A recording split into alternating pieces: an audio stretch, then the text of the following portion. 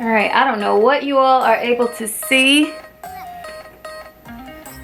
Hope you're seeing my hair up close and personal. All right, enough of that. Okay, so since I am so unfaithful to this channel, pop in here and there, but I'm never consistent, I'm gonna give you a little bonus. Feeling a little generous, give you a little late Christmas gift, and I'm gonna give you guys 3 of my favorite tips that I don't usually like to talk about because they are low-key embarrassing.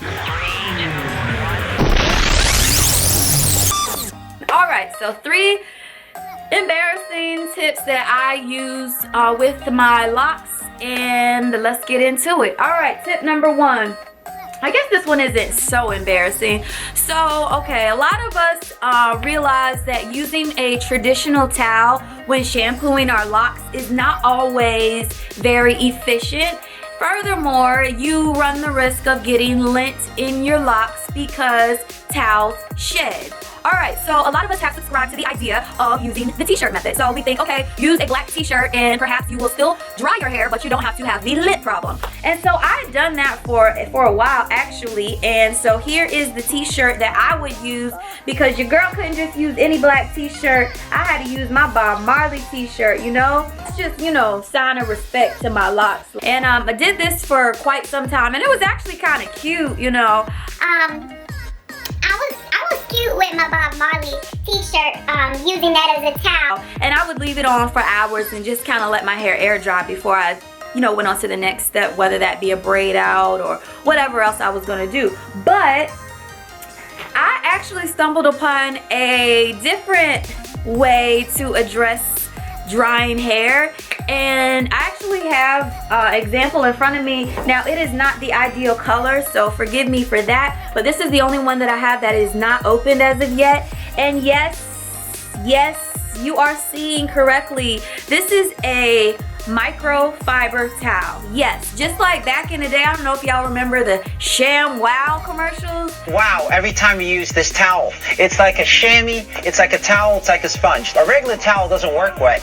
This works wet or dry. This is for the house, the car, the boat, the RV. ShamWow holds 20 times its weight in liquid. Look at this. It just does the work. Why do you want to work twice as hard? Doesn't drip. Doesn't make a mess. Wring it out. You wash it in the washing machine. Made in Germany. You know the Germans always make good stuff. You can cut it in half. Use one as a bath mat. Drain your dishes with the other one. Use one as a towel. Olympic divers, they use it as a towel. Look at that. Completely dry. Put a wet sweater. Roll it up. It dries your sweaters. Here's some cola. Wine, coffee, cola, pet stains. Not only is the damage going to be on top, there's your mildew. That is going to smell. See that? The most of we're going to do this in real time. Look at this. Put on the spill, turn it over without even putting any pressure. 50% of the cola right there. You follow me, camera guy? The other 50%, the color starts to come up. No other towel is going to do that. It acts like a vacuum. And look at this, virtually dry on the bottom. See what I'm telling you? ShamWow, you'll be saying wow every time. That is exactly what this is. However, this is the Walmart version of that. And again, I don't care for the purple. I prefer black for the same reasons I already mentioned. But yeah, this is what I have. What is that? This is what I have been using to dry my hair. And for obvious reasons, this is a pretty ingenious way to address drying hair in a more efficient manner. Simply because this particular product is designed to be super absorbent. And super absorbent means we can cut down on drying time because the towel is going to pull more moisture out of the hair a lot quicker. So yeah, I think this is pretty cool.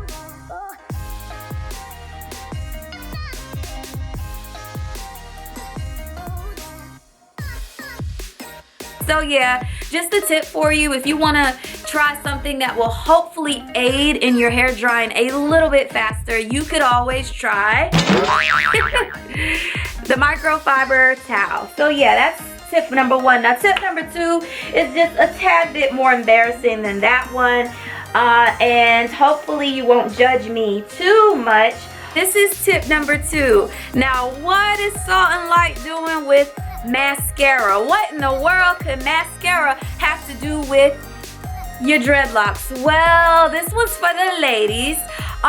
Those of you who've been rocking with me for a while know I'm not really big into makeup, but I will throw a little bit of mascara on these lashes. However, I found out a few months back from one of my subscribers that when you want to make your edges just a little bit fleekier, you can use mascara on your edges. Now, listen to me before you judge me.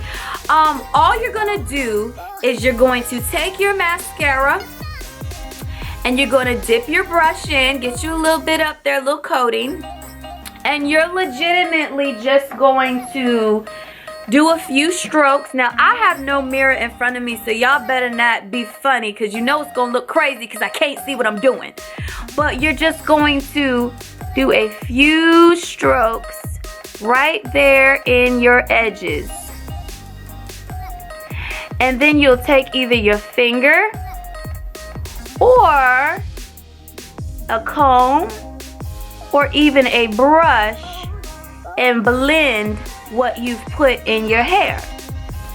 And then you go to the other side and you do the same thing. Now, this is my real bold side over here.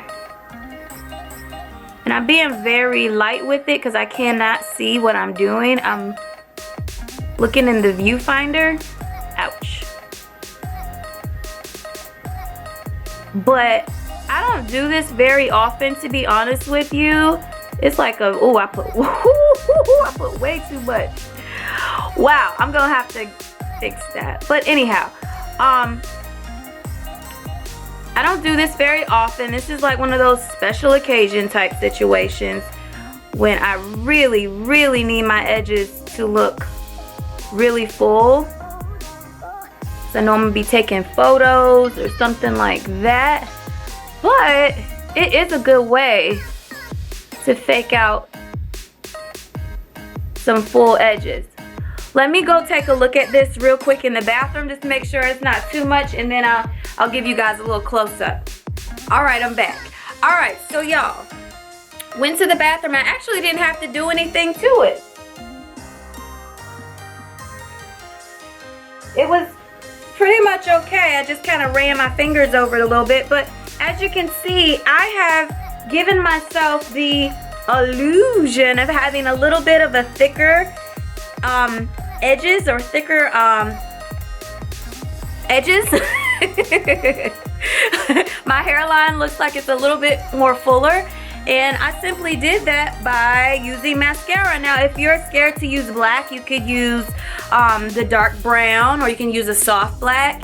And if you're scared that it's going to run off or wash off, which it shouldn't unless you put your hair in some water, you could also use the waterproof mascara. And again, I wouldn't suggest this as an everyday thing, but maybe just an occasional thing, a little special occasions type fix me up, I don't know what I'm trying to say. Fix it upper. I don't know. Just whatever. I'm moving on to number 3. Y'all dwell on number 2 if you want to. I'm moving on. And number 3 is going to be probably just as weird as number 2, but let's just get it. All right, number 3, we're going to be using this product, a permanent marker. Can anybody guess what we're going to be doing with the permanent marker? Yes, Salt and Light has fallen to the lowest level of shame, but sometimes when I'm looking at my locks and I find a piece that is white, that looks like it may have a little bit of residue in it, or maybe it's lint, I'm not sure. If I am unable to pick it out or wash it out, I will simply use the marker to fill it in. And I have been doing this for several years now, and I have found great success in using this method. Now, some of you are freaked out because you're saying, not my precious locks. Not my precious locks. I'm not gonna be drawing all over my hair. This ain't an arts and crafts project. but quite frankly, I don't care what you're saying right now, because we put all sorts of crap in our hair, all these different chemicals into our bodies. If you're eating just about anything, don't try to talk to me about drawing on your hair with a marker. So what? It's just dead cells. It's dead hair. It's nothing that we need to be overly concerned or worried about.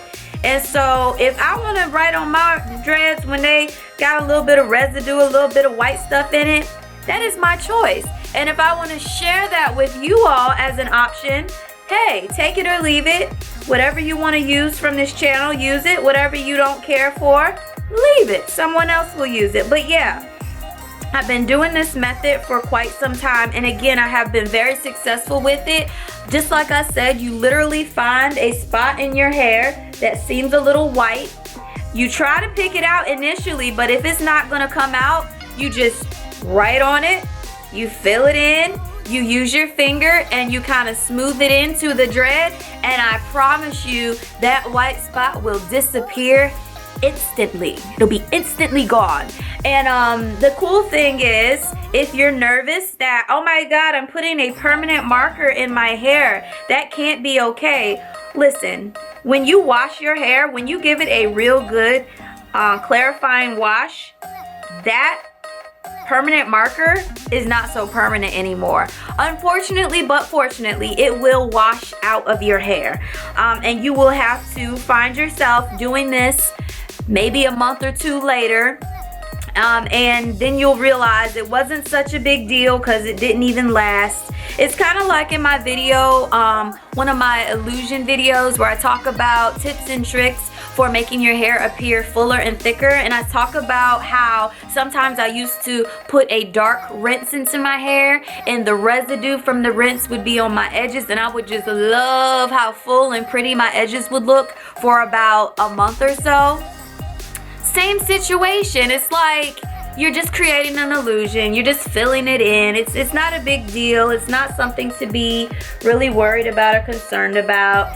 It's kind of like dyeing your hair. Some people dye their locks black or dark brown so that they can cover the lint. And I am essentially doing the same thing, but I'm saving a whole bunch of money, because guess how much this permanent marker cost me?